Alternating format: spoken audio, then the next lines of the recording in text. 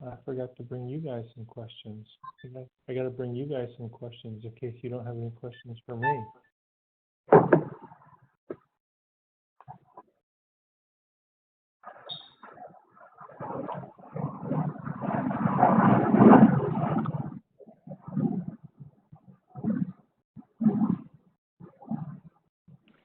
Somebody's flushing their toilet, I think.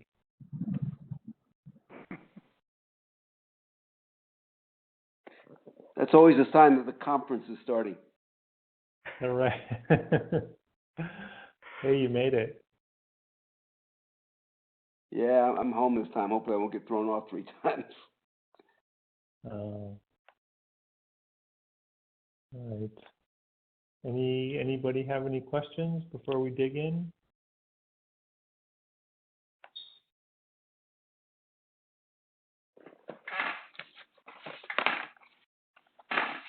Okay. Maybe we'll just wait another couple of minutes till 5 after. And then if there's no questions, I brought something special for you guys. I brought you guys a homework assignment today. So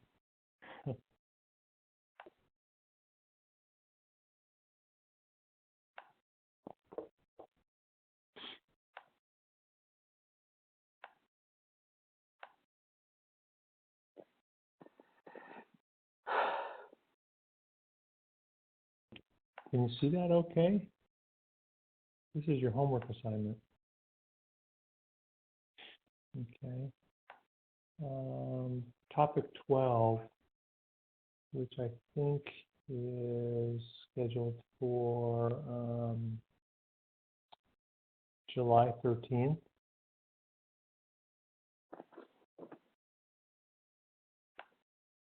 Okay, so this will be for July 13th.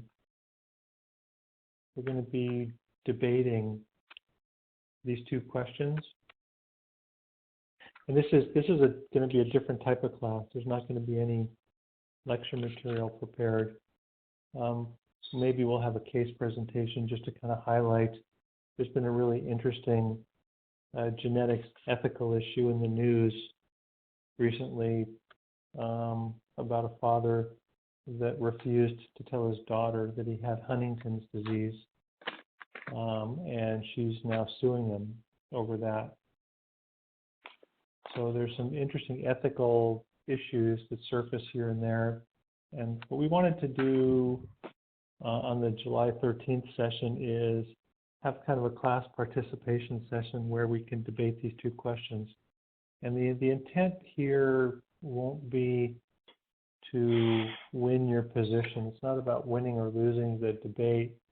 The intent for this particular session is really going to be to help let all of the students have a better understanding of the pros and cons of these 2 issues so that folks can then go off and make their own decisions, better informed. So we're going to have an open class participation session July 13th, where we're going to be debating these 2 questions. Number 1, should parents or society have the right to select or enhance certain genetic traits, such as sex, intelligence, athleticism, of their offspring? And question number 2, who has the right to know your genetic information, such as parents of minors, other family members, insurers, employers? So what I'd like you guys to do is just to begin thinking about these 2 questions, kind of starting to formulate your pros, start to formulate your cons, so that when we do have this debate in July, we can kind of raise the knowledge of the entire class with respect to the pros and cons. Any questions about the homework assignment? Bob, just expanding it a little. Literally, when I was in medical school and this revolution was barely starting, people talked about what if someone tried to create and abort a fetus just to have the kidneys or the eyes or some body part for a sick child of theirs. Right. Or if you use some genes to create it in some way, what where do you get into It's similar to your first question. What about doing things for body parts for someone? Right. You know, is it Right. that different from using people declared brain dead for their body parts? I mean, you know, you get into a whole ethics thing that's similar. So I think this is going to be a different type of session. I think, for a lot of us, it's going to be a kind of a fun and interesting session. So as you guys stumble across articles, maybe catalog them, take a look at them, and come to the July 13th session prepared to have some debate. Okay. Hi, Bob. Hi. Hi. Just a quick one. The scope of this debate is going to be, I assume, the States, not the North America. What I'm coming from is that there are few countries where the healthcare is social healthcare, like UK, Australia, Canada. So I'm assuming these questions are relevant only to US. Is that you want to come up with, or do you want to bring a different perspective as well, a global perspective as well? Yeah, I would welcome a global perspective as well as a country-specific perspective. I think really for these two questions, sometimes it's very interesting to say, well, look, wait a minute, UK is doing it this way, but the United States is doing it this way, and why is that? And look at the arguments that, so I would say, no holds barred, and whatever information you want to shed on helping us kind of formulate our own opinions about these topics should be fair game for the debate. Sure. Thanks. Back to you. Okay. Let's see. Any questions before we begin? We got a lot of material today. I collapsed 3 sessions into 2. And so as a result, last week's was pretty tight. Today's is going to be kind of tight. And hopefully through your feedback, you guys will tell me, was it too much? Is it comfortable? Et cetera, et cetera. I appreciate tremendously all the feedback I've been getting from you guys. And please keep it coming. It's super helpful. So today we're going to finish up central dogma of biology. We're really going to be talking about not so much the central dogma of biology, but more variations on the theme and the regulators of gene expression. And then we're going to be talking about genetic mutations and polymorphisms, or phrased in another way, what makes us different from one another and what makes each of us unique. So we already covered central dogma. So today we're going to jump down to the pre-case review. Then we're going to go over a clinical case of thalassemia. Then we'll talk about regulation of gene expression. Then what we're going to do is go through deck number 4, which is on genetic mutations and polymorphisms.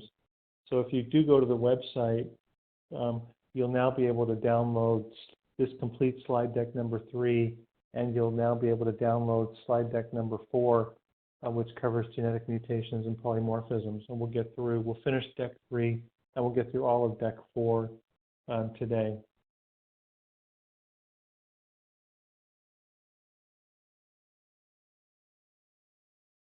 So I'm going to just jump down. We covered this stuff last week, so I'm going to jump down here to pre-case review.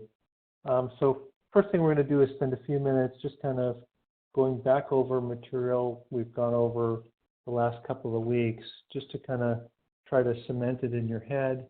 And remember that our notion of a gene is a lot different than it originally was. We now recognize the genes have promoter regions, and the genes are comprised of exons as well as introns. And the gene is transcribed into draft RNA, and then that RNA is further processed with, for instance, the splicing out of the introns. So these exons get connected in the RNA, the introns get removed. You wind up with the mature messenger RNA, the messenger RNA leaves the nucleus and enters the cytoplasm, where ribosomes act on the messenger RNA, translating it into protein. And this is the central dogma of biology. Viewed another way, this is just a kind of another representation of the same thing.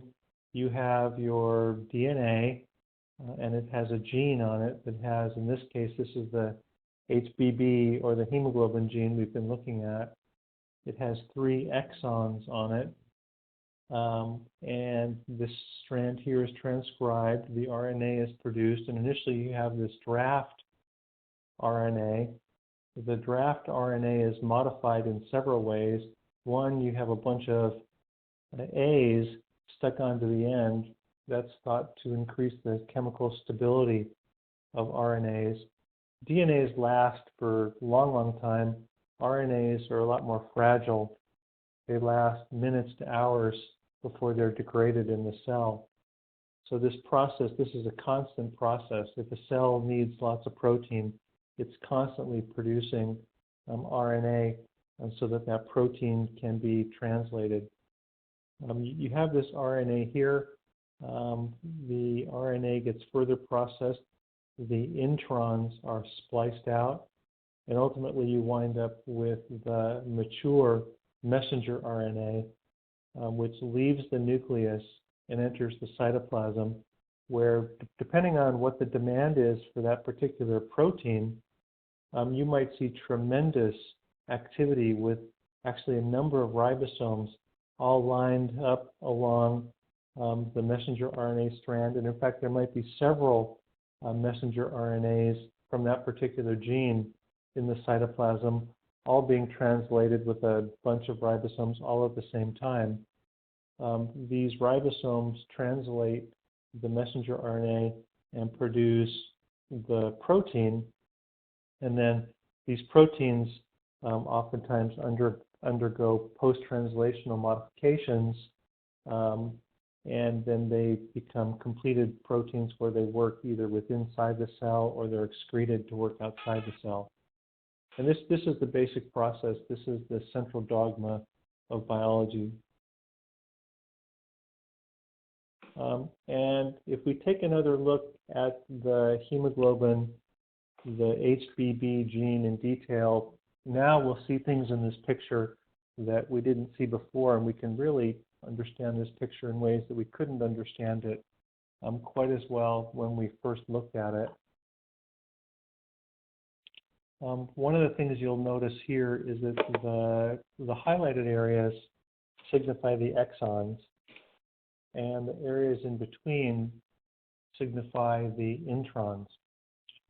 And what we didn't talk about before is that you can now see for the exon, for each 3 bases, each 3 bases which constitute a codon, there's a corresponding amino acid in the translated protein.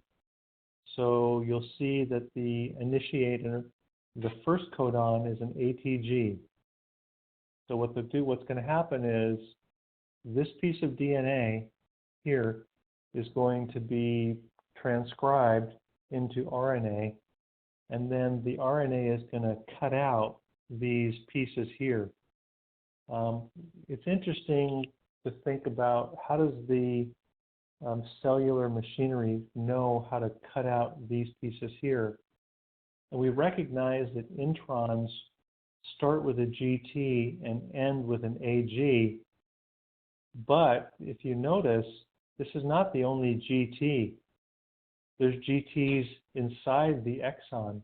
There's other GTs inside the intron. And in fact, there are a number of genes, possibly most genes, where this particular gene has what's called alternate transcripts. There's in many cases, if not most cases of genes, there's not just one mature messenger RNA that can be generated from it, but in fact there are more than one messenger RNA. So in this particular case, you have this exon, then this intron is spliced out, then you have this exon, then this intron is spliced out, then you have this exon. But for a number of genes, the mature RNA, and we'll show this as we go through the discussion of the regulation of gene expression in a little bit more detail. One particular gene can lead to multiple different messenger RNAs and thereby lead to multiple different proteins. So you'll see here in the exon, every codon corresponds to a particular amino acid. You can see that the first exon has an ATG, which is the initiator codon. That's where the first amino acid of the protein is going to be formed. You'll see that there is a stop codon here, a TAA, and that tells the ribosome to terminate the growing protein chain. And then you'll see that there's some other motifs in here that are recognized by the cellular machinery. There's what's called the cat box and the tata box. These are motifs that are important for RNA polymerase to join on to the DNA strand and tell the RNA polymerase where to initiate transcription of the DNA.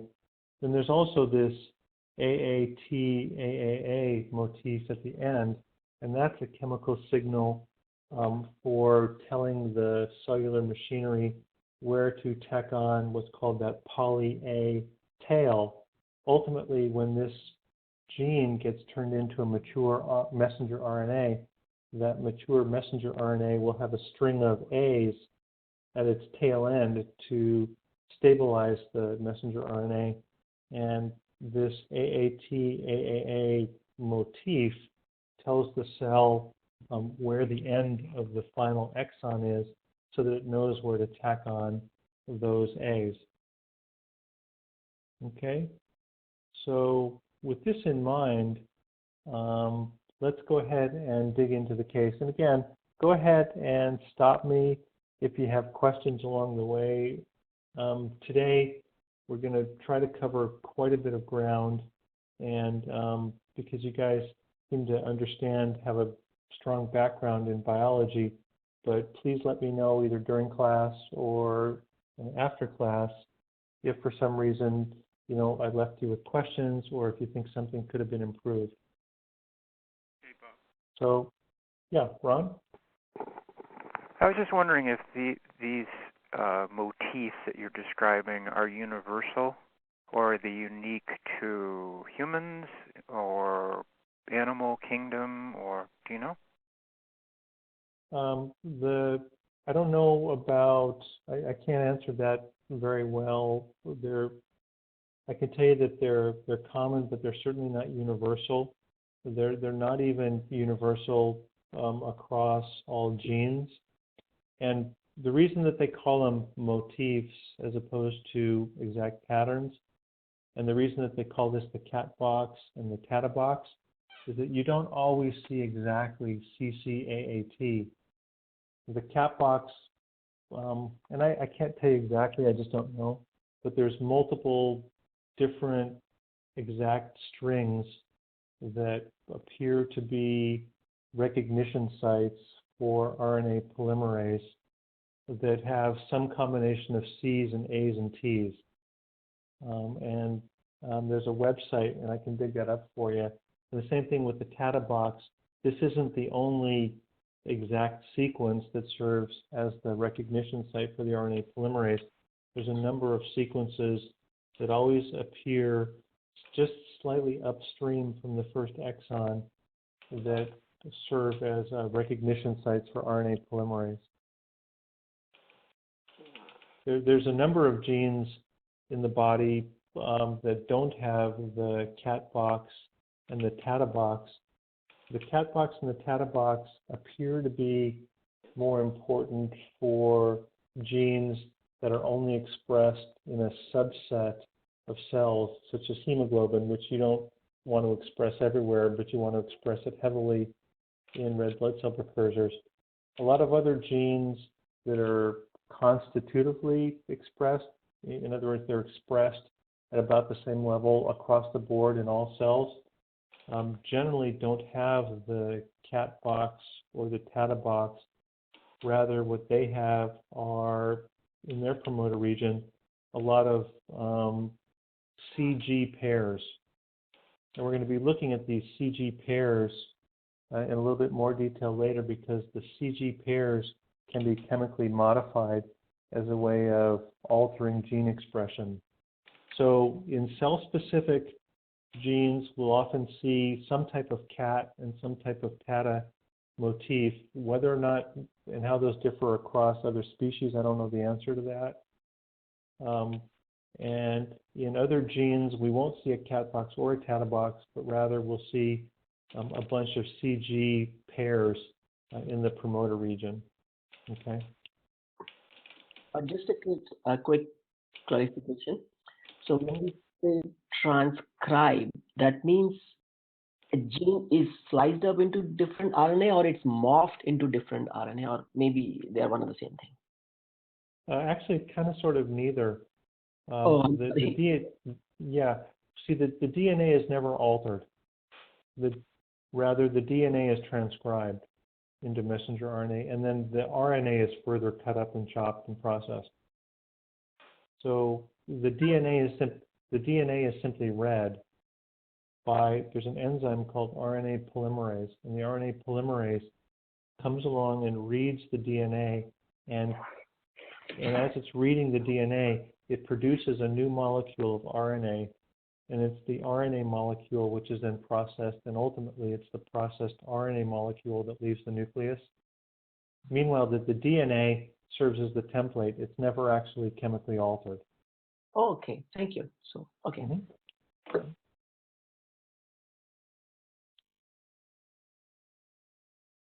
Okay, thalassemia. This is probably the most common genetic disease in the world. And this is a kid that has untreated beta thalassemia, and the prominent cheekbones and the protrusion of the upper jaw are actually resulting from the expansion of the bone marrow cavity in the bones of the skull and face. The kid has such bad anemia that every bone marrow site available for blood production is being used, and that's resulting in this expansion of the bones and the facial features that you're seeing here. And the case we're going to be talking about today is a 25-year-old healthy Canadian woman who went to her obstetrician for routine prenatal care. And as part of her prenatal visit, she was found to have a mild anemia. And her red blood cells were kind of tiny. Almost looked like she had iron deficiency anemia. Okay, she was Vietnamese and her spouse was Greek. And she was evaluated to find out why she was mildly anemic. Turns out she was not iron deficient. Her hemoglobin evaluation showed that she had elevations in a couple of different forms of hemoglobin called fetal hemoglobin. And as we'll talk about, that suggested that she had beta thalassemia. And molecular testing indeed confirmed that she did have a mutation in her hemoglobin gene, the HBB gene, the gene we've been talking about. And her husband was tested as well. And because he was from an area where the prevalence of thalassemia is so great, he was tested as well. And he was also found to be a carrier of thalassemia, so he also had a beta thalassemia trait. Because the husband was a carrier, and because the patient, the woman, was a carrier, the geneticist informed them that they had a 25% chance of having a child with thalassemia. So after discussion, the couple chose to get pregnant and carry the pregnancy to term without any further investigation. So let's talk a little bit about thalassemia.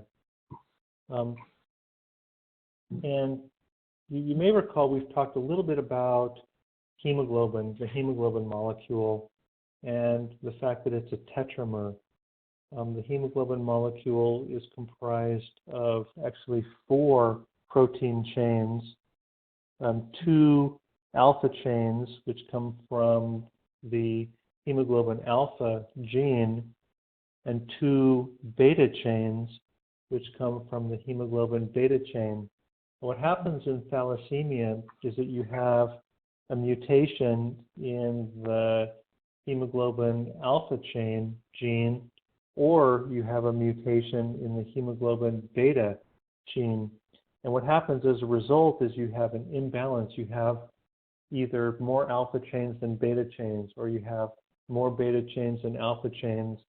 And because of that, the excess alpha chains or the excess beta chains precipitate in the cell, and they form these things called Heinz bodies. These Heinz bodies represent precipitated alpha chains or precipitated beta chains, and these Heinz bodies are toxic to the cell. As these red cells pass through the spleen, macrophages in the spleen actually bite out those Heinz bodies, and you get these characteristic bite cells. And also these Heinz bodies are toxic to the cell membrane, and they result in shortened survival of the red cells, and they wind up producing anemia, where the severity of the anemia is based on the degree of imbalance between the number of alpha hemoglobin chains being produced versus the number of beta chains being produced.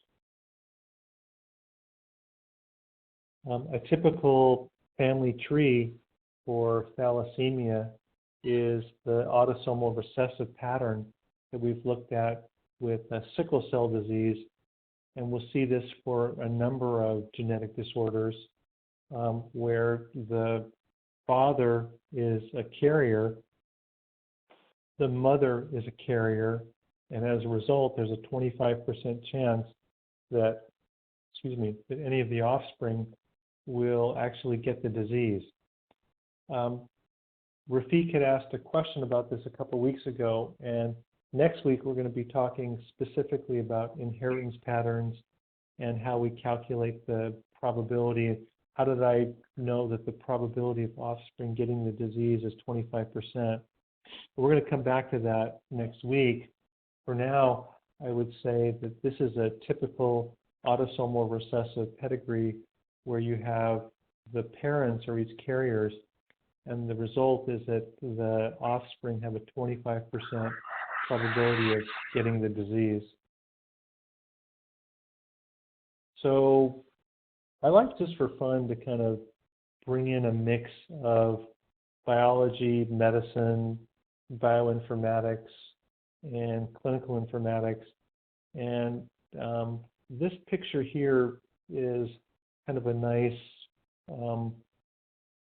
summary of the biology of hemoglobin.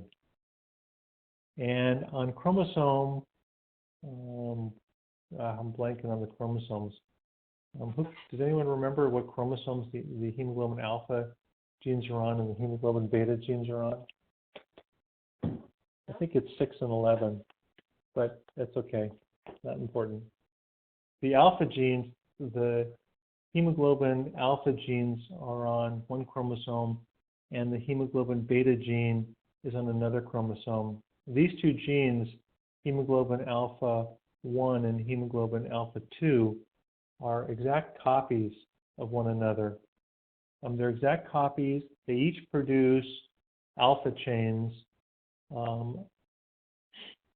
and the hemoglobin beta gene here is in line with a number of other beta-like genes. We have the gamma genes, we have the delta gene, And early in fetal development, what's happening is that the alpha genes are active and the gamma genes are active. And so your hemoglobin in early fetal development is not a tetramer of 2 alpha chains and 2 beta chains, but rather a tetramer of 2 alpha chains and 2 gamma chains. So in utero, the fetus has hemoglobin F, 2 alpha chains and 2 gamma chains, whereas after birth, the gamma chains stop being transcribed. They're no longer transcribed. Well, they're transcribed but to a very low level. Meanwhile, the delta chain kicks in a little bit, and the beta chain becomes the main chain being used to produce hemoglobin.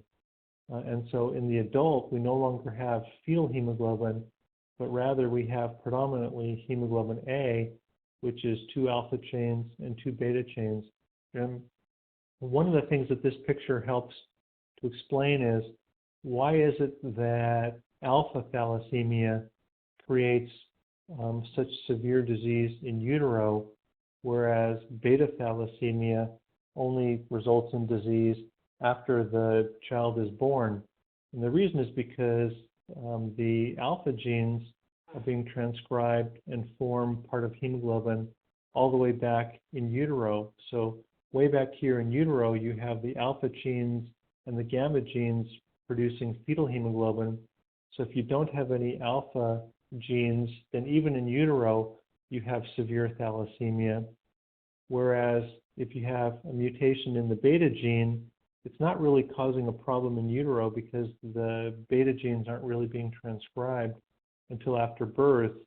And so in adulthood, if you have a mutation, or in early childhood, if you have a mutation in the beta gene, that's where you start to see manifestations of beta thalassemia. And again, what thalassemia is, it's either a mutation in the alpha genes or it's a mutation in the beta gene, and the mutations result in a decreased quantity of that particular protein being produced, and that results in an imbalance between the number of alpha chains and the number of beta chains, and that imbalance leads to hemoglobin precipitating in the red blood cell, causing the cell damage.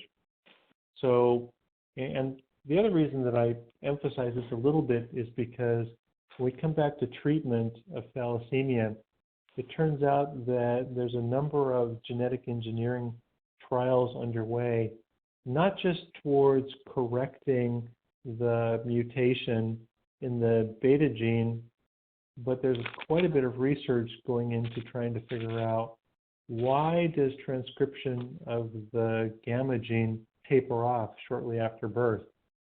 And there are treatments being directed towards continuing to transcribe the gamma gene, because if in fact we can find ways to keep fetal hemoglobin production ongoing throughout life, then that will ameliorate quite a number of the problems that are resulting from mutations in the beta gene. So I know that's a mouthful. Let me just pause there and, catch my breath a minute. And is that kind of sort of clear?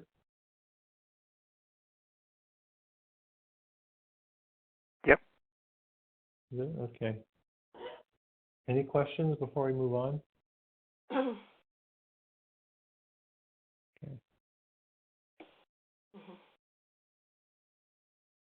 So this is the hemoglobin beta gene, HBB. By the way, earlier in the conversation, I talked about there being a hemoglobin alpha gene and a hemoglobin beta gene. Just keep in mind, there's actually really 2 hemoglobin alpha genes and only 1 hemoglobin beta gene. And again, these are just complete duplications of each other. So when we look at the hemoglobin beta HBB gene, we'll see that hundreds of mutations have been identified that are resulting in thalassemia. we'll see that there are mutations here in the promoter region. And again, what's happening in thalassemia is different than what's happening in sickle cell anemia. In sickle cell anemia, you have a mutation in this gene that results in an abnormal hemoglobin. Whereas in thalassemia, you have a mutation in this gene that's actually affecting the amount of hemoglobin beta being produced. So the hemoglobin that's being produced is not necessarily structurally abnormal, but it is quantitatively abnormal.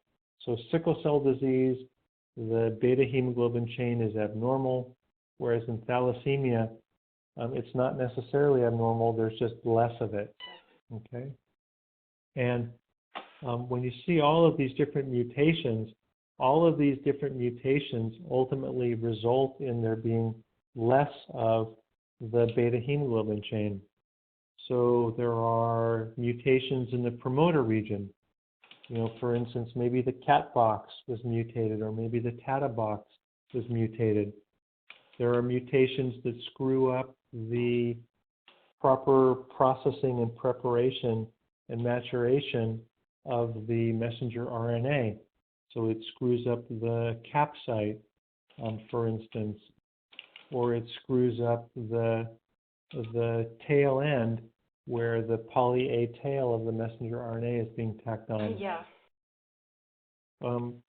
Or we have mutations here that screw up the initiator codon, or we have mutations that result in a frame shift, or that result in chain termination, or we have mutations that result in an unstable messenger RNA that gets degraded.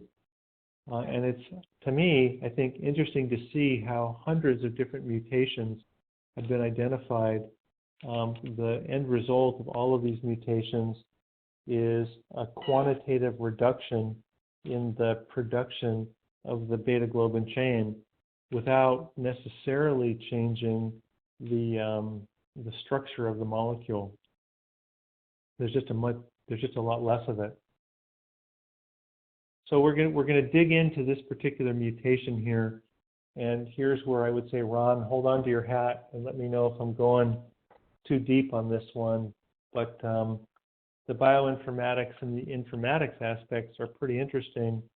And what we're going to do now is take a look at this particular mutation, and we're going to look at some of the bioinformatics resources, and we're going to see how much we can learn about this particular mutation based on bioinformatics resources.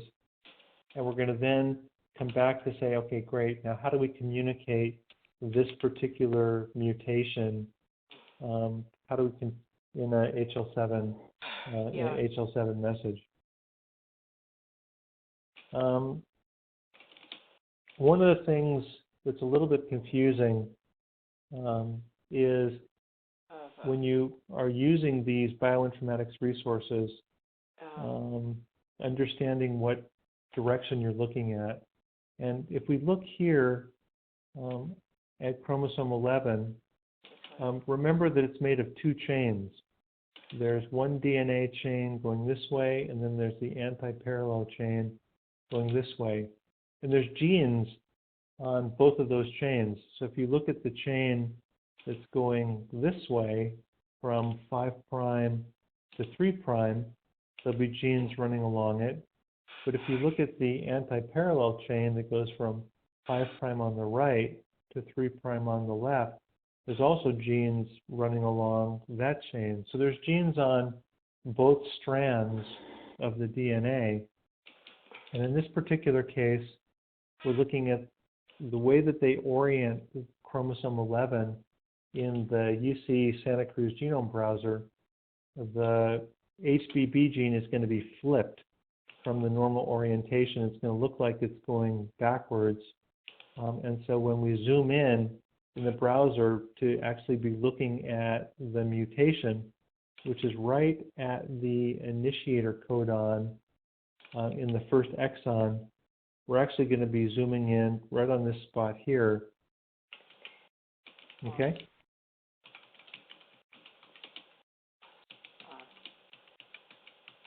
And let's go ahead and take a look at this now.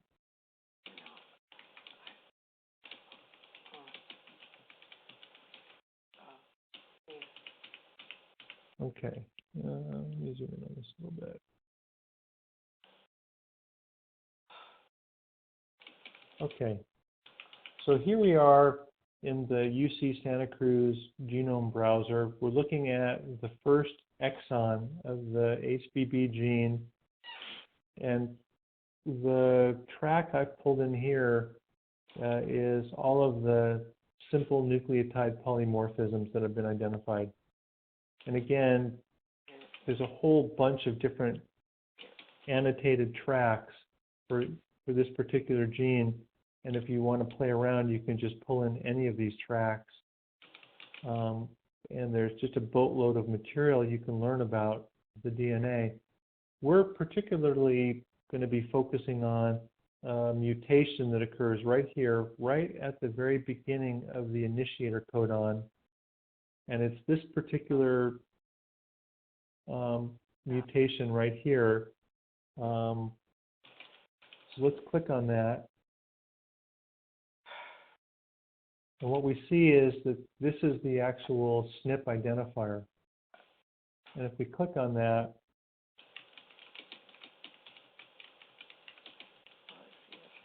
we're going to see that, okay, we're now looking at a particular mutation identified as SNP RS345-63000. And we can look at it in the SNP database. Okay, and in the SNP database, we can see that, for instance, we have the identifier for that mutation in HGVS syntax. So we have the reference sequence, and here we have the fact that, let me zoom in on this a little bit bigger. Okay, so we're looking at that particular mutation in the dbSNP database. And we're looking at its HGVS syntax. The HGVS syntax is very helpful because that allows you to search other databases for this particular mutation. In this particular reference sequence, and now this reference sequence is pointing to a messenger RNA at position 1, and that's with respect to the initiator codon. At position 1, an A has been substituted with a G. Okay, but we notice here in dbSNP that there's no hyperlink to ClinVar, and we'd like to look in ClinVar to see if we can find this mutation, because that's how we really are going to then come to know the pathogenicity of this mutation. But not every mutation that's been discovered has yet been cataloged in ClinVar, even pathologic mutations. And in this particular case, we see that the mutation that we've identified is not in ClinVar. Now, this is a little bit of an artificial scenario because I've started with a case of thalassemia, and in this particular case of thalassemia, you know, some researcher has found a variant. But later on in the course, what we're going to be doing is looking at next generation sequencing, where next generation sequencing returns a number of variants, and we're going to be asking the question, which of these variants are clinically significant? And most of the variants that you're going to find in the individual's next generation sequencing results will not be in ClinVar, okay? And for many of them, it's going to be a bit tricky to determine whether a particular variant is clinically significant or not. For many of them, we simply have no idea. And so in this particular case, I deliberately picked a mutation that is not in ClinVar so that we can then maybe explore, well, what do you do if you want to learn everything you can about this particular variation? There's not much information about this mutation in the SNP database, and we're not finding anything in ClinVar, what might we do to investigate this mutation? Has anyone ever described this mutation before? Has anyone ever talked about, the clinical relevance of this mutation? Heck, has anyone ever associated this mutation with a SNOMED code? Do we know any diseases that are associated with this particular mutation? And oftentimes you'll find that the mutation you've identified is simply not available in ClinVar because all of these things are evolving. So in that situation, one of the things that you can do is go to what's called a locus-specific database. So there are databases that just catalog all of the variations in the hemoglobin beta gene, or there are databases that just catalog all of the variations identified in other genes, and they scour the literature and they become well-known repositories for information about certain genes. Some of them have working relationships with ClinVar, but there's thousands of these locus-specific databases. One good site for cataloging locus-specific databases, by the way, all of this is in the slides. You'll see that this particular page from HGVS has a list of hundreds of locus-specific databases. And if you search here for HBB, you'll find that two different databases that catalog mutations and variations in HBV are listed here. And let's go to HBVAR, which is more comprehensive. Let's go to the HBVAR database, which is probably the most comprehensive database. And if you click this link, you'll come here to HBVAR. And if we search HBVAR, let's search the beta gene, and let's search for mutations where the messenger RNA position 1 has an A that's been substituted with a G. Okay, let's search that. And what we find here in this particular database is, here's a mutation that we're looking for. And if we click it, we'll see, okay, finally, we have found some information about this particular mutation. It's got an HBVAR identifier of 775. And we can see that it's believed that this mutation is associated with beta 0 thalassemia. Beta 0 is a very severe form of thalassemia. It means the gene is completely inactivated. Basically, you've mutated the initiator codon, and so you're not producing proper protein. And there's references back to dbSNP, and there's references to Medline, but one of the things you'll also notice here is that there's no reference to SNOMED. And so the only way to figure out what the corresponding SNOMED code is for this mutation, even having found it, and by the way, all of these locus-specific databases vary with respect to their support for standards. And there's thousands of these, and you might find that most of them will support HGVS syntax, but in terms of their linkages back to OMIM, or their linkage back to ClinVar, or their linkage to SNOMED, or their ability to support API calls, or their ability to send structured information, they'll vary enormously. Many of them are just required manual searching.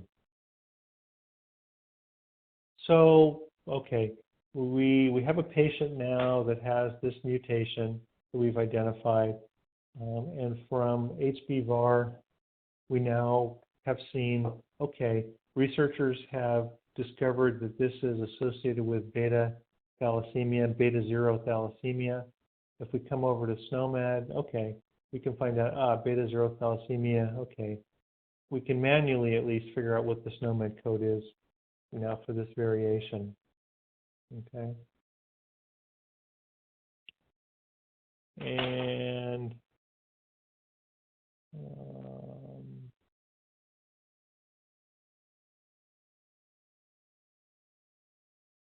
now we want to communicate the information. Okay, we want to communicate we have figured out what the variant is. There's no ClinVar identifier for the variant, but we do have a dbSNP ID, and we do have an HBVAR ID, and through a manual process, we have also figured out what the SNOMED code is. Now we're going to go ahead and communicate that in an HL7 message. And here I'm going to be talking about the HL7 version 2 genetic test result message that was validated in 2016. There's some nuances between the V2 messages, CDA, and FIRE, but for the most part, all of these HL7 standards are based on LOINC questions with answers. And there's more similarity than differences. And so if you understand the structure of the V2 message, it's going to be pretty straightforward to go from there and understand either the CDA, Genetic Testing Implementation Guide, or to look at the FIRE resource and understand at least the semantics of the FIRE resource. So for now, let's just take a focus on the version 2 genetic test result message, and let's specifically begin looking at the LOINC panels, because most of the HL7 stuff relies on the LOINC codes really to clue you in as to what type of information is being communicated. So the LOINC panel has and by the way, these red codes are experimental LOINC codes that appeared in this 2016 ballot. When the ballot is finalized, the codes will be finalized. So this is experimental stuff. The balloted message had a panel for communicating simple variants versus communicating structural variants. And it's confusing to know what constitutes a simple variant versus a structural variant, because terminology differs so widely between different sources. And I was able to find at least 6 different distinctions between simple and structural. And what's that? Okay. At least 6 different. Now, we've only been looking at simple variant panels to date, including today's example. We're going to be looking at a simple variant panel. In subsequent sessions, we are going to be looking at structural variant panels, pharmacogenomics results panels, and complex panels. But we've only been looking at simple stuff before, and for the most part, simple stuff is simple substitutions or small insertions or small deletions, whereas the structural stuff is generally larger stuff, translocations or large segmental duplications.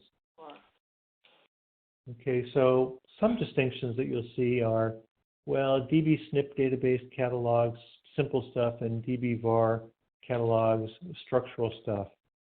And there's also a database of cancer mutations, and they also distinguish between simple stuff and structural stuff. Some people say that if the mutation involves less than 50 contiguous bases, it's simple, but if it's more than 50, it's structural.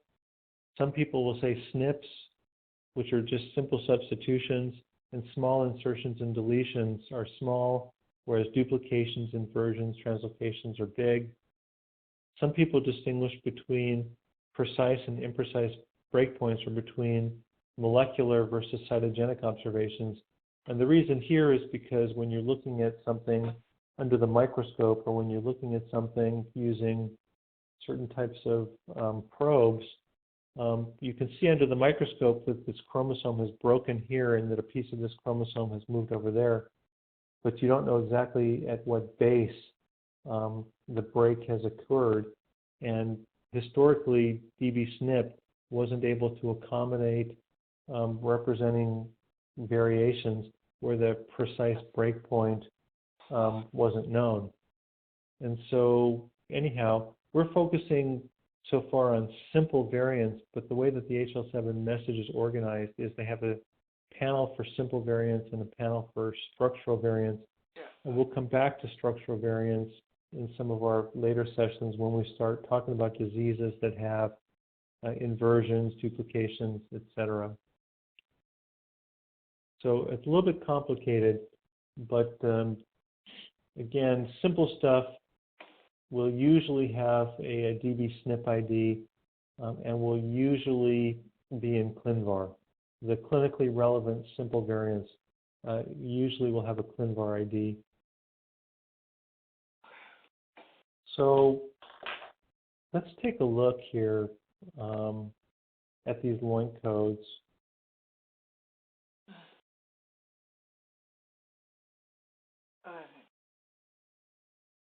So this is the LOINC panel that's used, and it's a mouthful here to look at, and we're certainly not going to be going through all of these different LOINC codes here, but I thought it would be helpful to understand that most of the HL7 stuff, whether it's, again, CDA, V2, or FIRE, kind of sort of is thinking of genetics along a similar line where you have the master panel, you have a set of codes here that correspond to the overall genetic report.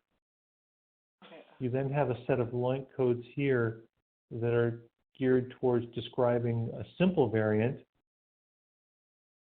You then have a set of LOINC codes here that are designed to communicate a structural variant.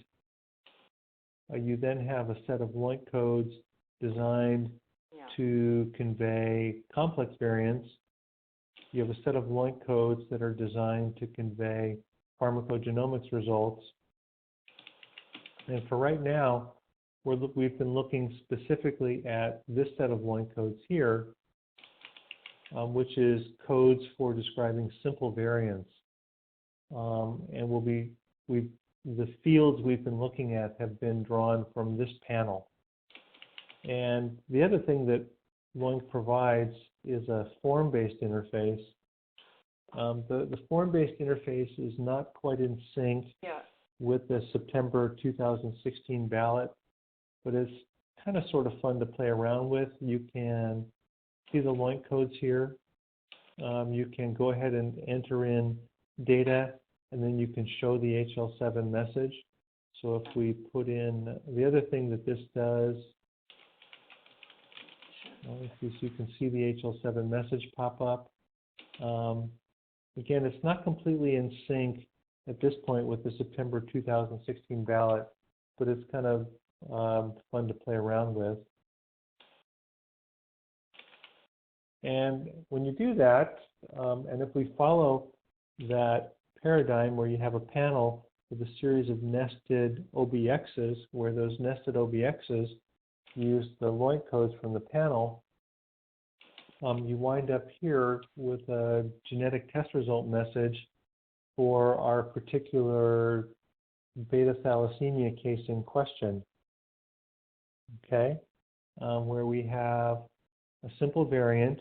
In this case, we don't have a ClinVar ID, but we do have the HBVar ID. The gene is the HBB gene. The specific transcript that's mutated is here. The DNA change is at position 1 and A was changed to a G. The clinical significance is pathogenic. The phenotype is the SNOMED code.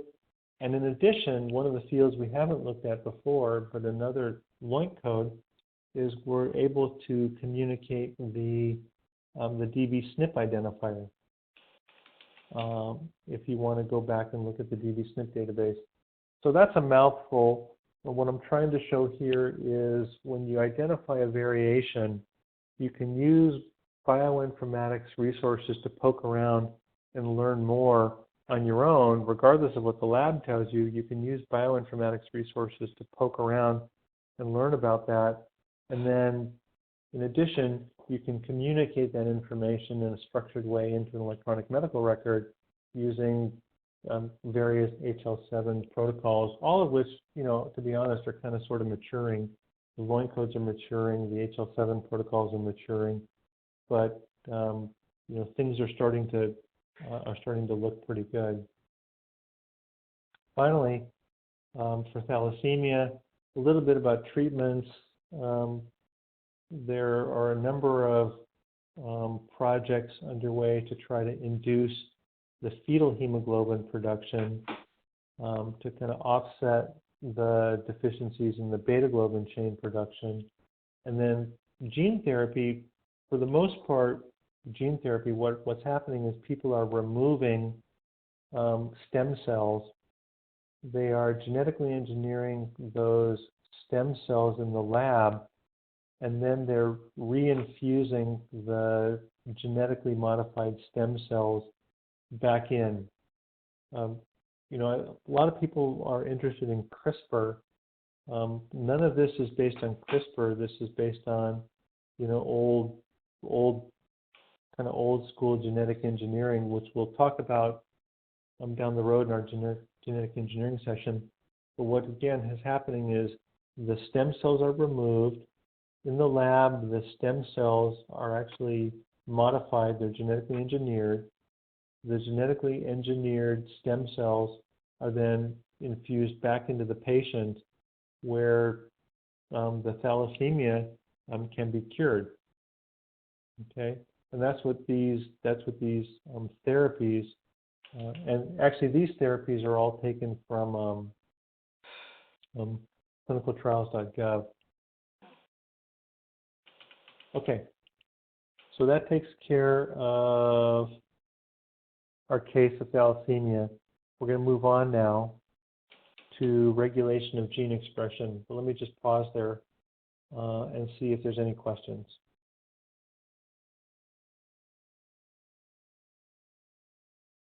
Okay, you guys still with me? Is this a lot, or how are you doing? Hey. Doing great. I still have my hat on.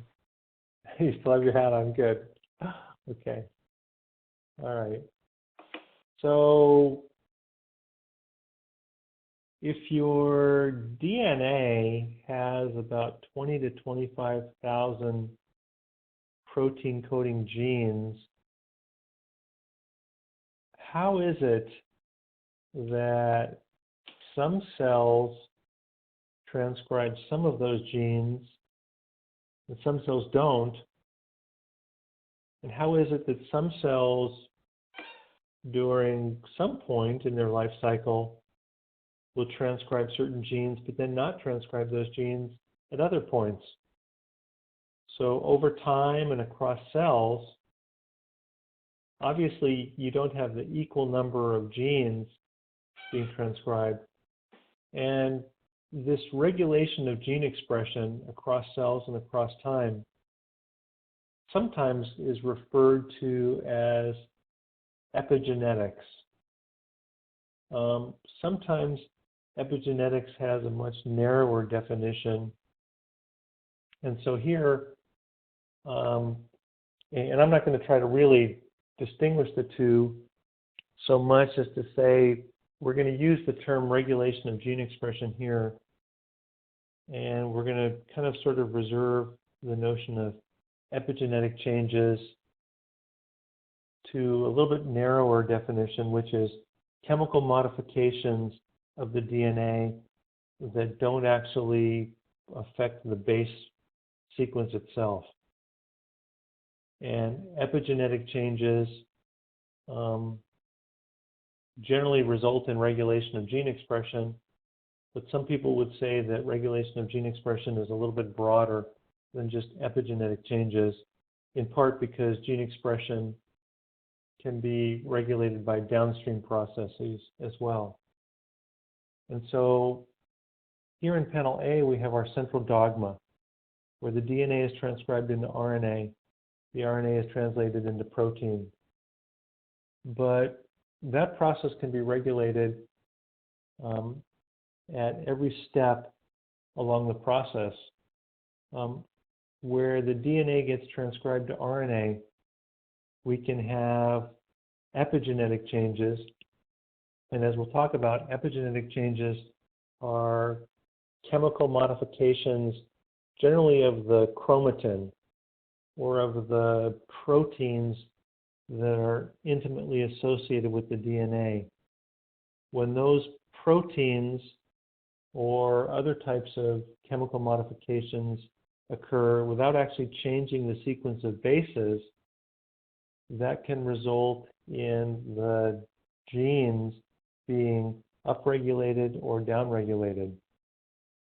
We've talked a little bit about how the three-dimensional structure of the DNA can expose genes or can hide genes. Protein DNA interactions and RNA DNA interactions can also take place. So for instance, you can have a gene that results in an RNA. That RNA can then feed back and alter the transcription of some other gene. The RNA can be spliced into multiple different messenger RNAs. So you have a gene, it's transcribed into RNA, but that RNA doesn't necessarily generate just one messenger RNA. It can generate multiple different types of messenger RNAs, and each one of those can result in a different protein. And then, of course, once proteins are generated by the ribosome, they undergo various types of post-translational modifications where different proteins can glom together or they can be chemically modified. So the number of steps and the number of mechanisms by which gene expression take place, I would say, honestly, we've possibly just scratched the surface of understanding the regulation of gene expression. There's, just a tiny glimpse into how all of this works. It's kind of the state of the art where we are today.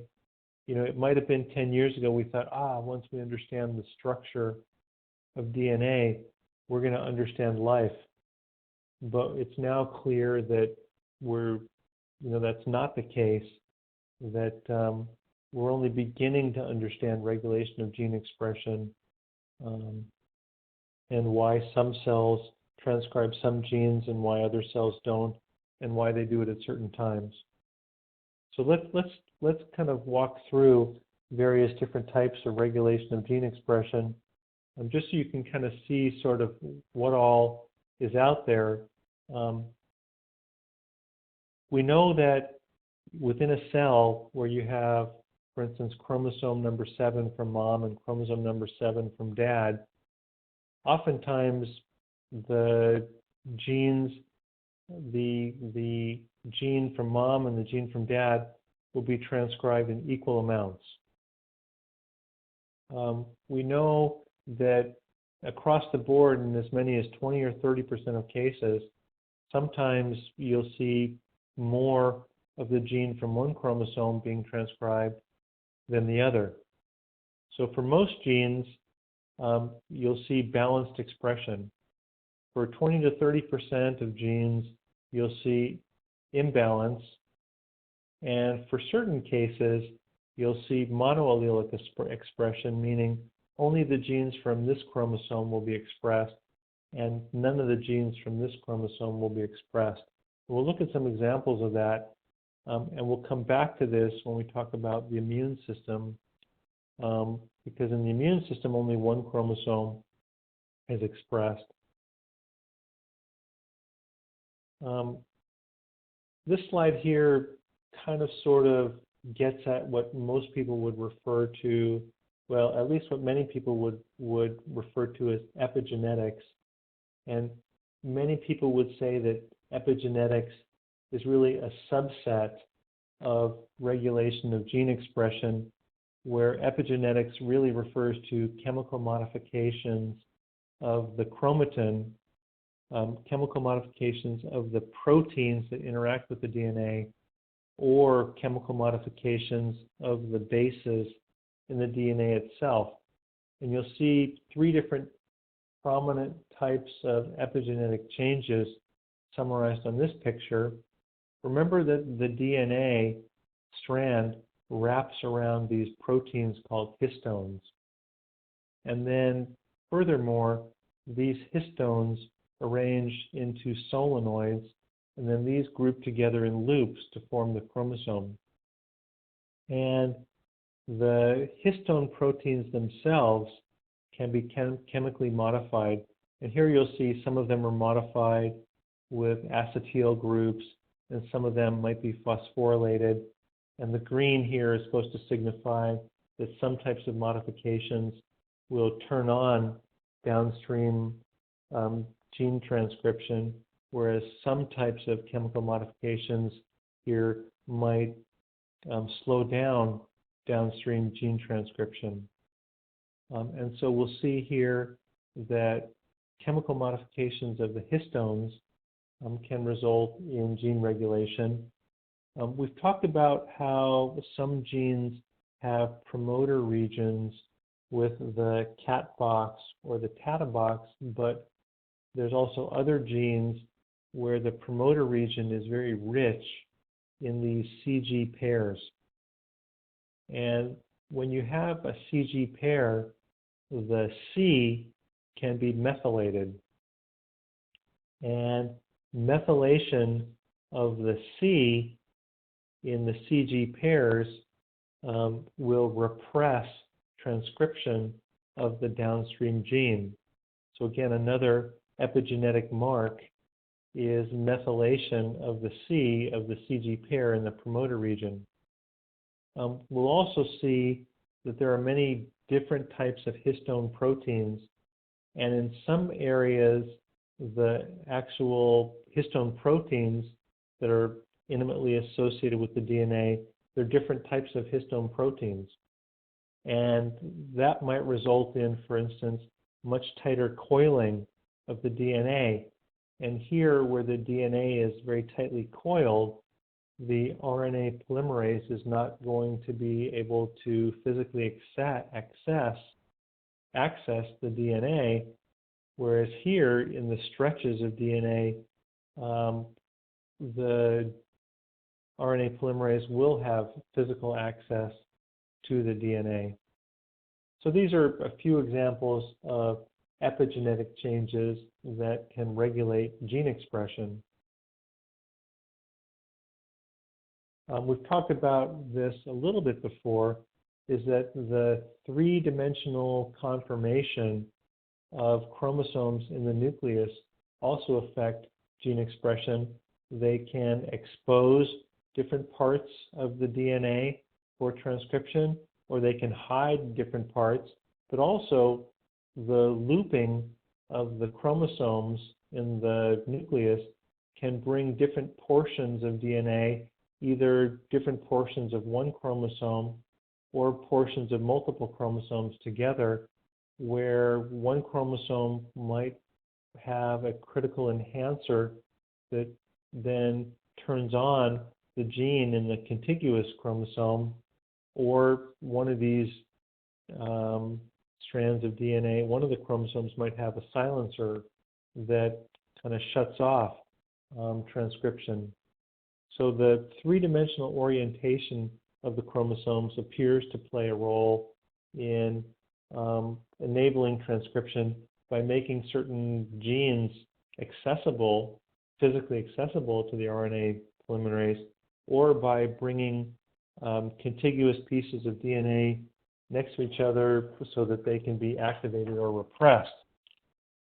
We'll see that far downstream from genes, there might be long-range regulatory elements that have to come in physical contact with the promoter region in order to activate gene expression. And we'll also see that sometimes the RNA polymerase will have access to the stretches of DNA in between the nucleosomes, whereas physically can't initiate transcription where the DNA is tightly coiled around the histones. So this is another way that the genes are expressed, and that's based on the three-dimensional conformation of the DNA in the nucleus.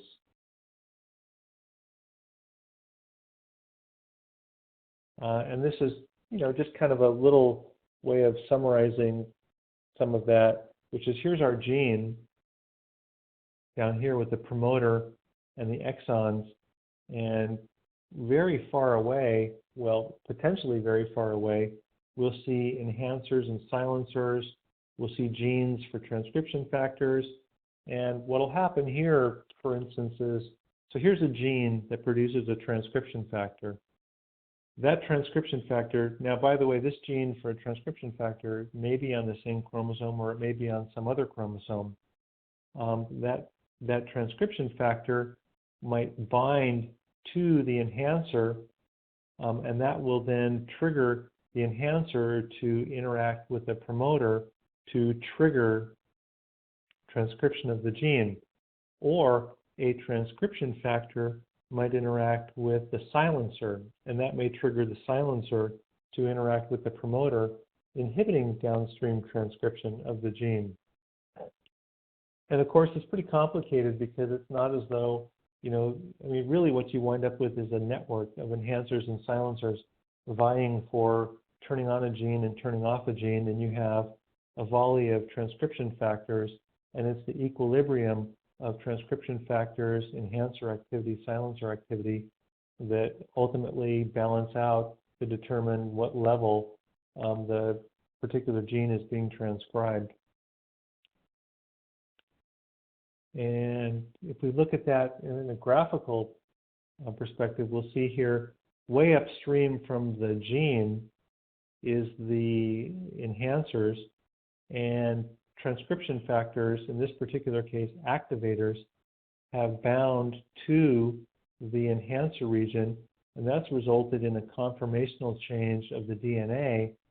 Actually, the binding of the activator to the enhancer site resulted in a bending of the DNA, bringing the enhancer in proximity to the promoter, where other transcription factors interact, and thereby setting the stage, in this case, for facilitated binding of RNA polymerase to the promoter region that allows for this particular gene to be transcribed at a greater rate because of the facilitation from the activator. Kind of crazy stuff, huh?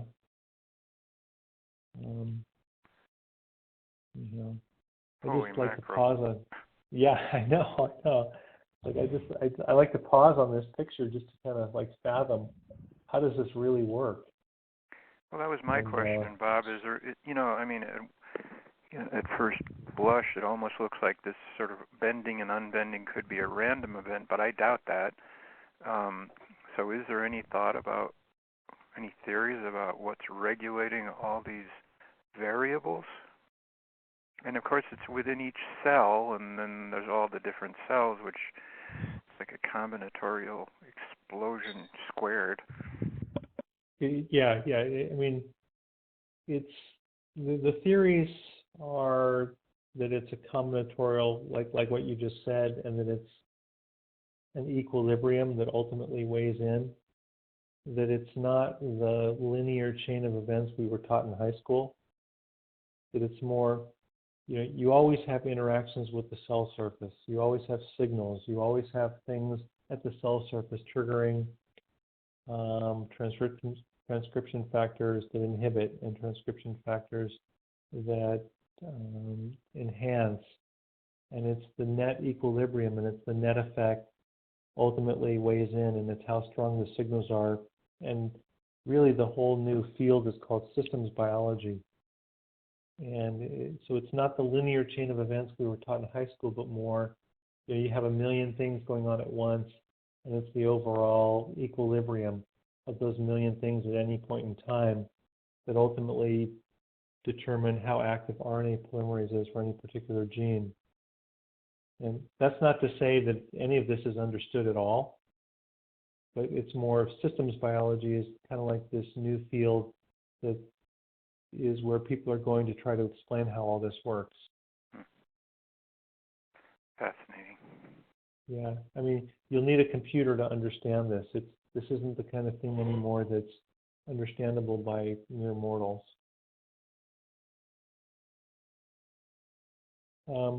We talked a little bit about alternate splicing, and really this is more the norm than the exception. So let's say you have a gene that has 4 exons. You wind up with the draft messenger RNA that's a faithful transcription of that gene, but during the maturation of the messenger RNA, where the introns get spliced out, you can have alternate splicing. And so you can wind up with different isoforms of messenger RNA. One isoform of messenger RNA has exons 1, 2, and 3, and that will be translated into protein A. And an alternate splicing will result in a messenger RNA that has exons 1, 2, and 4, and that will be translated into a different protein, protein B. And this is the norm, okay? And this is why we have 20 to 25,000 protein coding genes, but this is one of the reasons why we have hundreds of thousands of proteins, okay? Some of the reason we have hundreds of thousands of proteins is because of immunology, which we'll talk about, and some of it is because of post-translational processing. But one of the reasons that we have so many more proteins than genes is because of alternate splicing. And so you have 20 to 25,000 protein coding genes, but because of alternate splicing alone, you wind up with as many as 100,000 proteins. Okay. And another mechanism of regulation of gene expression is you have these things called microRNAs. So you have a gene here that is transcribed into an RNA. This RNA is not a messenger RNA that's going to be translated into a protein. Rather, this RNA serves a regulatory role. It binds to some other messenger RNA. And in so doing, it blocks that messenger RNA from leaving the nucleus. It blocks that messenger RNA from being translated. And RNAs have a very short half-life relative to DNAs. They only live in the cells for minutes to hours. And so when the microRNA binds to the RNA, binds to the messenger RNA, that messenger RNA ultimately can just disintegrate. And so microRNAs are a mechanism we know pretty little about, but it's another mechanism for regulating gene expression. And let's see, another mechanism, I think just a couple more slides just to kind of highlight some of the mechanisms, and then we're going to change topics. Post-translational modifications of the protein, the insulin is actually created as one protein product of the gene, but after that messenger RNA has been translated into pre-proinsulin, the cellular machinery further processes that protein and ultimately cleaves it into 2 peptides that are linked together by these disulfide bonds, and then this is the final insulin. And a lot of proteins undergo post-translational modification, and a lot of proteins undergo multiple types of protein post-translational modifications. And again, this also explains why with only 20 to 25,000 genes, we have hundreds of thousands of different proteins. It's because of alternate splicing, it's because of post-translational modifications. It's also because of what's called gene rearrangements, which we'll talk about when we look at the absolutely mind-boggling, fascinating genetics of the immune system in a couple of weeks. And finally, when we look at these genes that produce transcription factors, and we look at these silencers, and we look at these enhancers, keep in mind that all of these things respond to signals coming in and bumping up against receptors at the cell surface. So this is why at any point in time, and this is really the nature-nurture idea, and this is why even identical twins aren't the same. It's because an individual is exposed to something, and ultimately that signals receptors on the cell membrane, and through a cascading series of relay proteins, transcription factors then enter the nucleus, or genes are activated in the nucleus, and silencers are stimulated or enhancers are stimulated, and ultimately these signals result in the amount of transcription of particular genes in the cell. So, okay, that was a boatload of stuff, and let's do a few quiz questions. Okay, a few quiz questions while you guys are catching your breath. Okay, and you guys, by the way, tell me if this is too much information, if it's overwhelming. It's just so fascinating that, for a lot of this, you can just kind of sit back and enjoy the ride. But please, let me know. What's the name of the portions of a gene spliced out of the messenger RNA? Introns? Introns. Very good. Very good. All right. Can somebody name a public knowledge source that provides clinical information about DNA variants?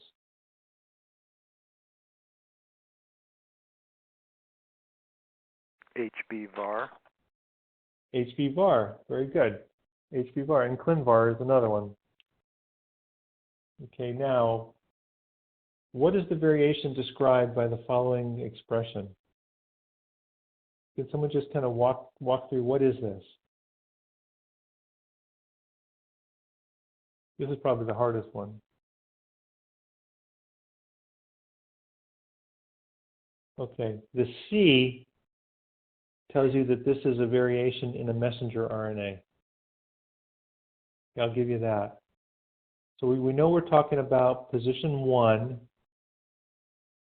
in a messenger RNA. Where's position 1 in a messenger RNA? Is it the first base in the messenger RNA? Start codon. It's the first base in the start codon. Okay? And what's this mean? What's this part here mean, the AG part? You're replacing A with the G, ATG GATC sequence. That's right. That's right. It's a simple substitution. So in the messenger RNA, at position 1, which is the start codon, the first base of the start codon, where the reference sequence has an A, it's been mutated, it's been substituted to a G. Very good. Very good. Okay, we're going to switch over to the other slide deck now. And we're going to change topics to variations in human DNA. Okay? And a lot of information today. And this slide really packs in a lot of information. I was trying to come up with a way to help you grasp 3 things. If you just look at DNA, what the heck is in our DNA? If you compare 2 people's DNA, how do they vary? And of those variations, which one of those actually cause disease? And that's what is trying to depict here. If you just look at DNA, what do you see? If you take a person's DNA, what do you see? So let's look at this first, and then we'll look at, okay, but now how does it vary between 2 people? And of those variations, which one causes disease? So DNA has 3.3, oh my gosh, who said million? Let's fix that quick before anyone catches it. I'm going to have to reload this slide deck to the SharePoint. Okay, 3.3 billion base pairs. Okay, within 23 chromosomes. So 23 chromosomes, you'd have 3.3 billion base pairs, of which only 1.5% are the protein coding exons, the protein coding, just the exons. So that's this little sliver here. 25% of your DNA is introns. Okay. You have a lot of non-protein coding genes. It's interesting how difficult it is to actually figure out where genes are.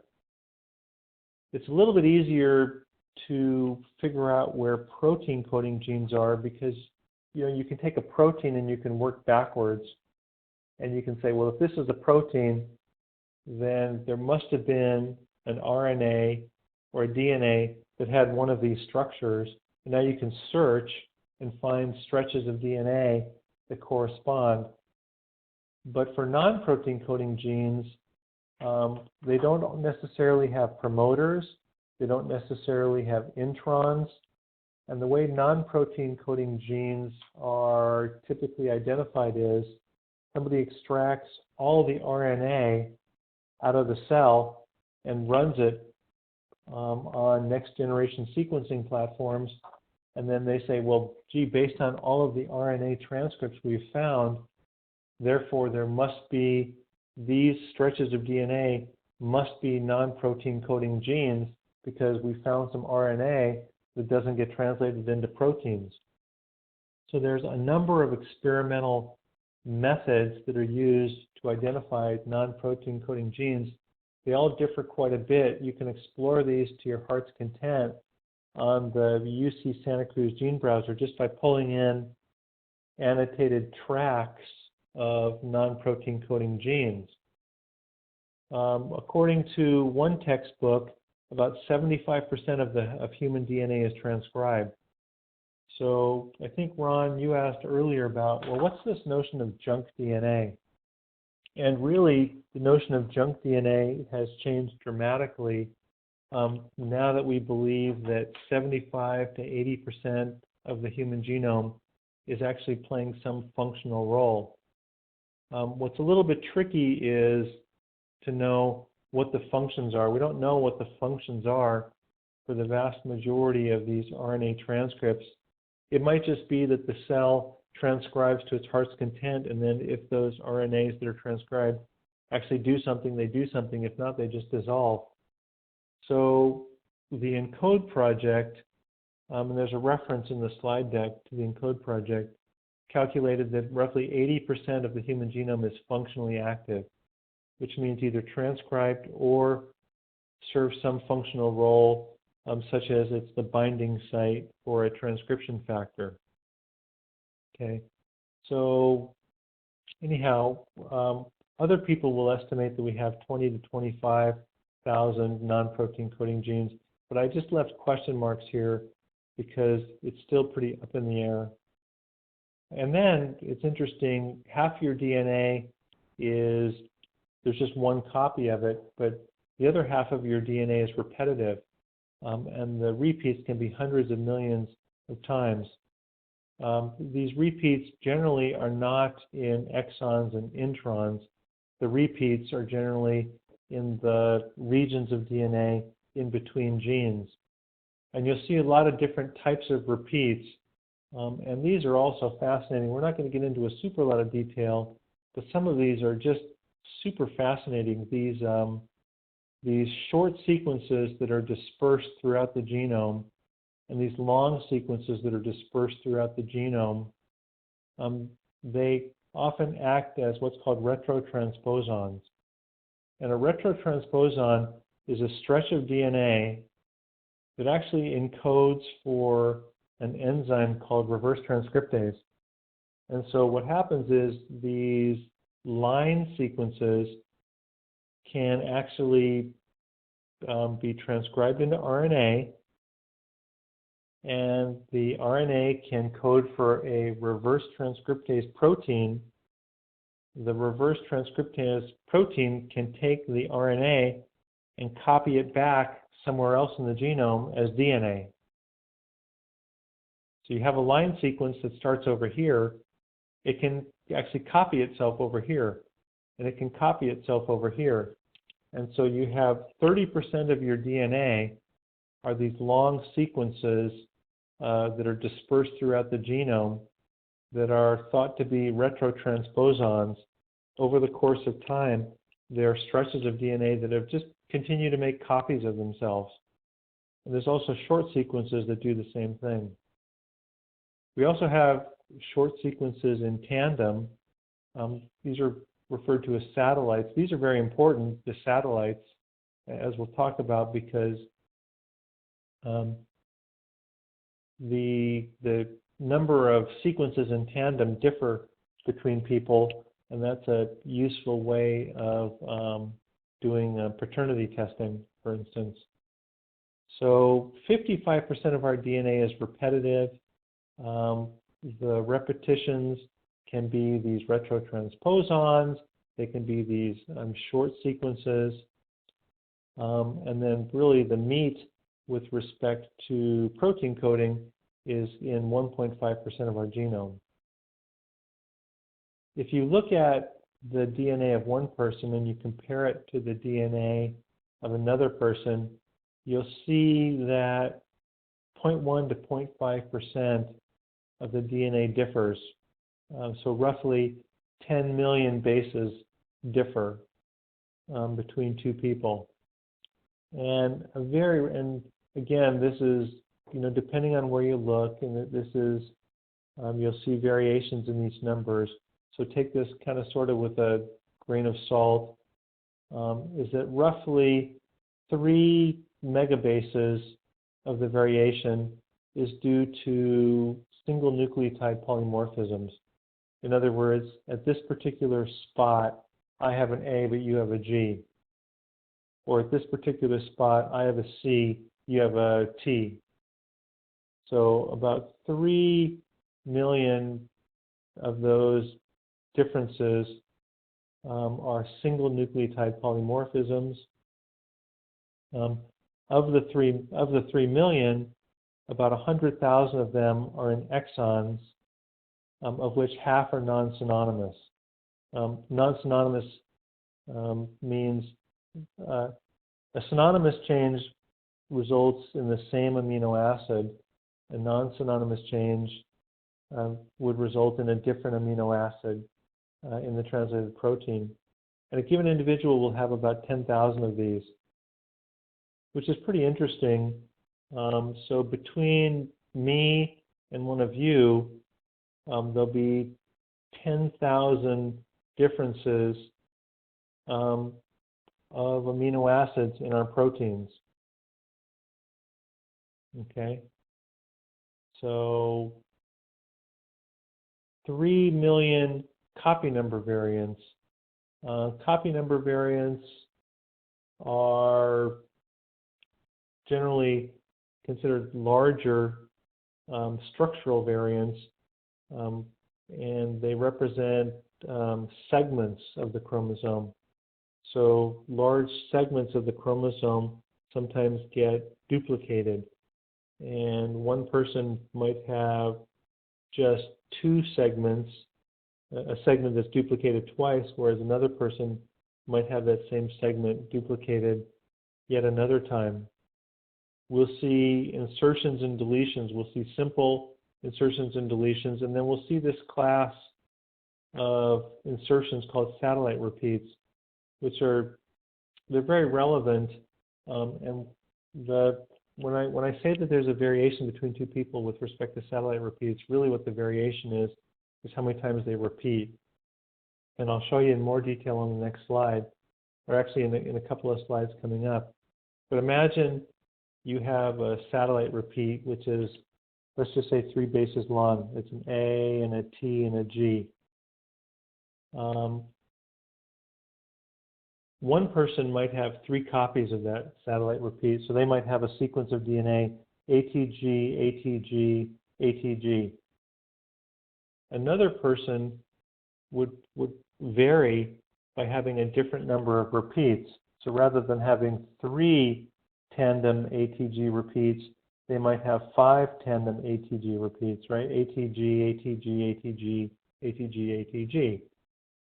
So people vary, and there's about 10,000 sites in our genome where we have polymorphic satellite repeats, okay, where one person has a satellite with one number of repeats, but other people have a different number of repeats. And that turns out to be very interesting because these single nucleotide polymorphisms and the satellite repeats are what are used by commercial direct-to-consumer sites, and the satellite repeats, well, one type of satellite repeat called short tandem repeats are used for DNA profiling, such as paternity testing. Okay, so we look at the variation between 2 people, we look at single nucleotide polymorphisms, and we look at short tandem repeats, which are a type of satellite repeats, and that's how we can actually do paternity testing. That's how we can do ancestry determinations. That's really how we determine. Those are the typical techniques we use to determine individual characteristics, what diseases you're prone to, your ancestry, etc. If you look at disease-causing mutations, most diseases that we know of are due to simple nucleotide substitutions. And most of them are what are called missense mutations. So one base is substituted for another base, and as a result, the corresponding amino acid is changed from one amino acid to another amino acid. This is what we saw with sickle cell disease, for instance. A smaller number are due to nonsense mutations, and that's where the base changes from one base to another, but as a result, it results in a stop codon, and that terminates the protein chain, the translation mechanism right there. And we'll see other types of disease-causing mutations. We'll see small insertions and deletions are pretty common if you look at all of the different disease-causing mutations. We'll see, like we saw in thalassemia, a number of the mutations affect RNA processing or affect splice sites. Okay. So anyhow, that's kind of sort of an overview of variations in human DNA. And let's take a look at what some of these are. A SNP, a single nucleotide polymorphism, is simply, here's the reference sequence, where the reference sequence has a T, and I have a C. Now, you'll see in a lot of books the distinction between variation versus mutation, okay? And sometimes you'll see the word variation used to signify non-clinically significant changes, whereas you'll see the term mutation used to say, well, that's a variation that's clinically pathogenic. But the more we learn, the more we come to understand that a given variation might be pathogenic in one setting and non-pathogenic in another setting. And so more and more, the terms are becoming synonymous. Or people will say mutation is what leads to variation. So if you look, 10, 20 years ago, the terms meant, well, variation is not significant and mutation is significant. And that's pretty much gone out of fashion. Now they're either synonymous because a variation can be pathologic in one setting and non-pathologic in another setting, or you could say mutation is the mechanism that leads to variation. And so here we see, in this particular case, we see an insertion where a G was stuck in here. And this can be a very serious type of variation because it causes a frame shift. Likewise, these deletions can be very serious.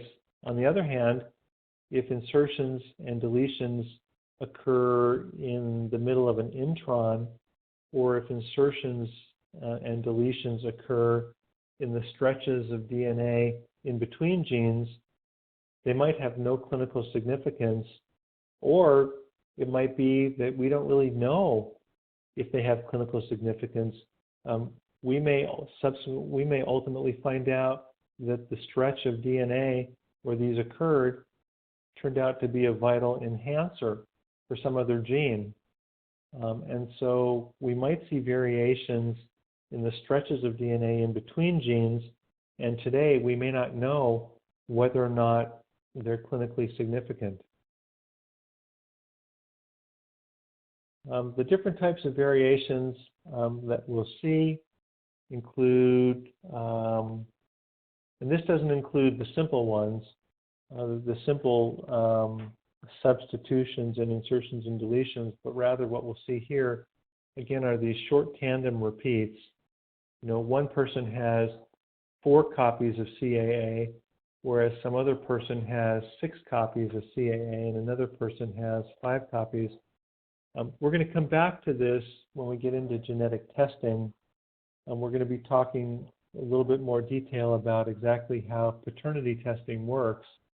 And so we'll be returning to our discussion of microsatellite polymorphisms, just because it plays such an important role in genetic profiling. Inversion polymorphisms are where you have a set of bases that are just flipped. Copy number variants are where you have large segments of DNA. These are considered large structural changes. So you might have a gene F and a gene G that are now copied. Now this person is going to have 3 copies of gene F and 3 copies of gene G. Or you might have one of these retrotransposons. One person has a gene that does not have the retrotransposon inserted, whereas another person has the gene that does have the retrotransposon inserted into it. And again, sometimes the insertions and deletions are known to cause disease, and sometimes when they occur within exons, the insertions and deletions can be particularly devastating because they can result in frame shift mutations that then shift the reading frame, and now all of these codons are out of frame and result in a completely different protein. Here's just a fun example of a very common mutation resulting in hemophilia, which is an inversion mutation where the sequence of exons, you'll have a mutation where the sequence of exons, some of the exons are actually flipped. I'm going to come back to this in a later session. I just wanted to show you this for fun. The remainder of the time, I want to try to introduce you to a pretty difficult topic. I hope you still have about 5 minutes of concentration left. We're going to come back to this again when we talk about immunogenetics and diabetes, but really, I believe that the genetics of immunity are, they're very complicated, but they're also ridiculously interesting. And so I want to just begin to introduce some of the genetics of the immune system here just to talk about how they vary between people. And then later we'll come back to this a little bit where we talk about how this variation leads to diseases. In particular, we'll be talking about diabetes. On chromosome 6, you have a region of DNA referred to as the major histocompatibility complex.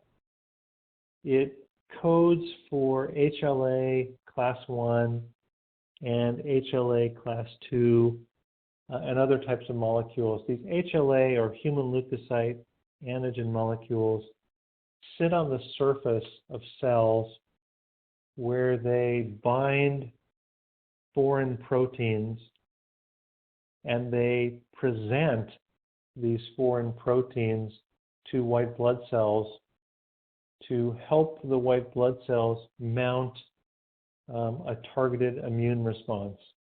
Okay, so HLA class 1 proteins and HLA class 2 proteins are bound to the cell membrane.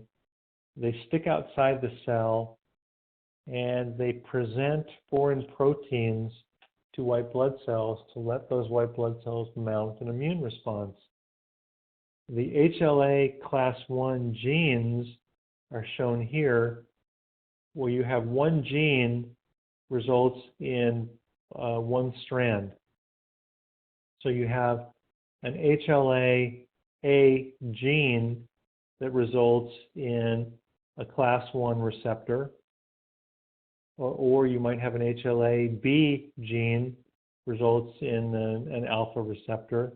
So one gene yields the alpha strand, whereas the HLA class 2 receptors are a little bit more complicated because each receptor is the result of two genes.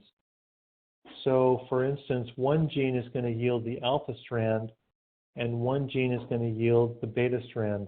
So you might have a DQA1 gene forming the alpha strand and the DQB1 gene forming the beta strand. Those two strands will come together to form a mature HLA class 2 molecule that exposes a particular foreign peptide to white blood cells.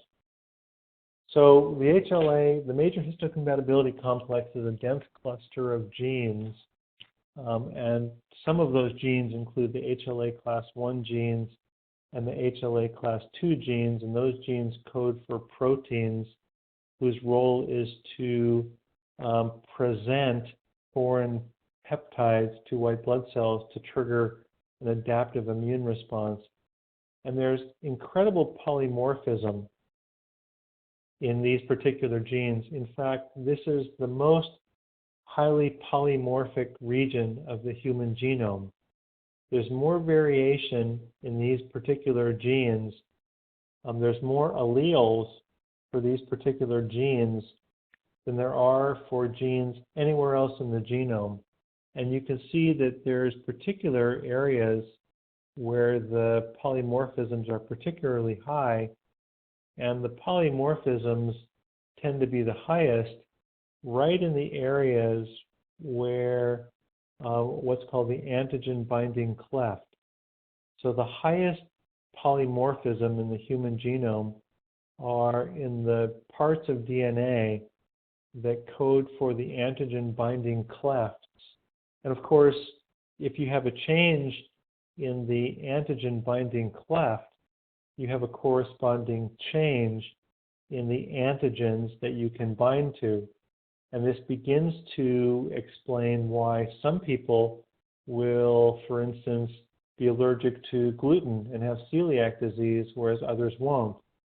And when we come back to talk about diabetes, we'll talk about why some people have triggers to some, are triggered by some foreign antigens, whereas some people aren't. And that's because we have tremendous variation in the binding cleft of our HLA class 1 and our HLA class 2 molecules. Tremendous polymorphism there. And in fact, we keep discovering new alleles.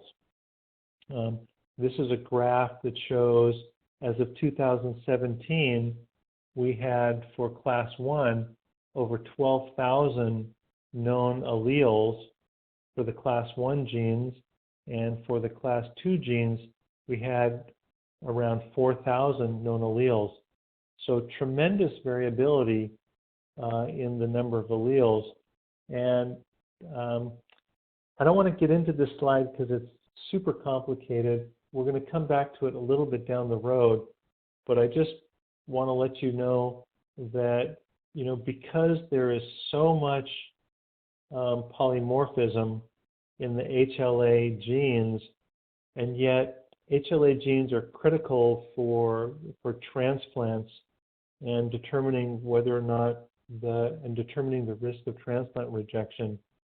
And so when people are doing transplants, they have to figure out exactly which allele you have of all of the HLA genes, and they have to communicate that. And in fact, there's a specific FIRE resource specifically designed for communicating HLA results.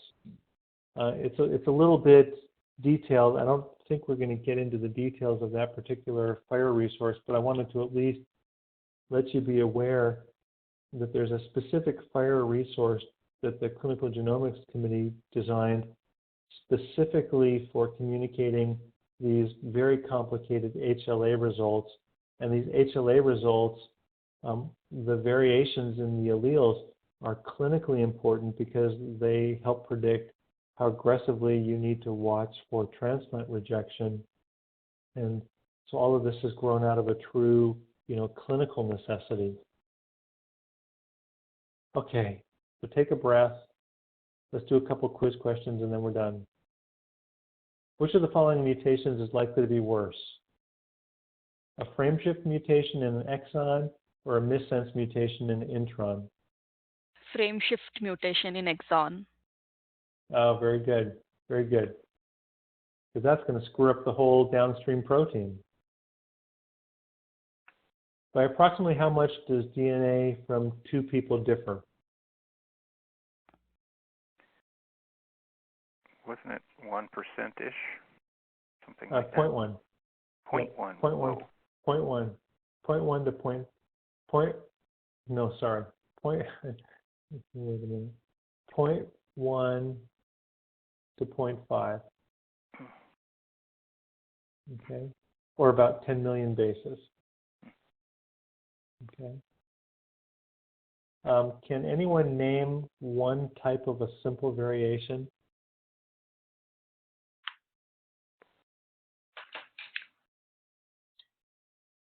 Would it be single nucleotide polymorphism?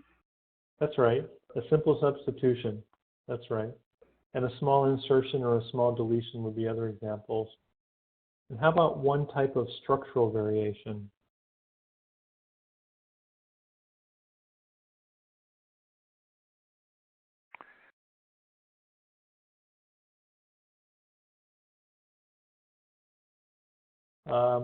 So an example there might be an inversion, or an example might be a copy number variant. Okay. Yeah, something like a tandem repeat you were talking about. Yeah. Now, some people, it gets a little bit fuzzy there because the short tandem repeats, they might say is simple, because some people say simple is less than 50. So some people will do the short tandem repeats, will treat them as simple, but again, it's pretty, the difference between simple and structural, you'll see varies considerably. If you guys have 1 or 2 minutes left, maybe I can quickly gather a couple of, what was good, what should change before you guys run off. Or if you don't mind, send me an email if you have some specific comments on how to make the class better. Yeah, we should have more quizzes. I think so, because that keeps our focus, or keep us alert, at least me at least. More quizzes. Okay. Like in between, after every 30 minutes, 20 minutes, or whatever the case be. Uh-huh.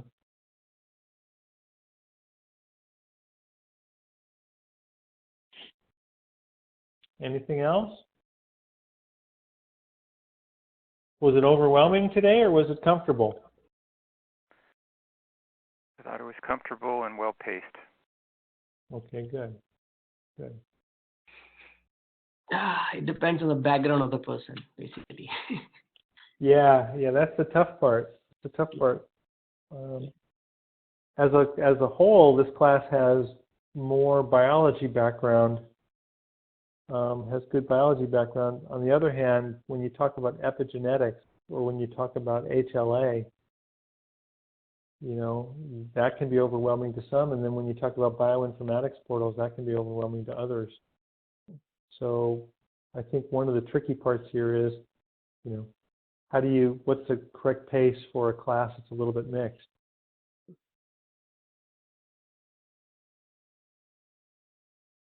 Anything else? Well, Right. having said something last week about getting into a little bit too much detail, I thought the level of detail in the bioinformatics sites was just about right. And I also think that you framed it in such a way that there was an obvious use case evident, which maybe I missed last week, but that was quite good, I thought. Okay, thank you. And also, how do you factor in messaging, SL7 messaging, V2, FIRE, or CDA? That was also really great, because even though I understand messaging, but that was really great, trust me. Okay, thank you. All righty. Well, thank you guys very much. I really appreciate it. And if you have other comments, please pass them along. I really would be delighted to see anything you guys have to share. Thank you.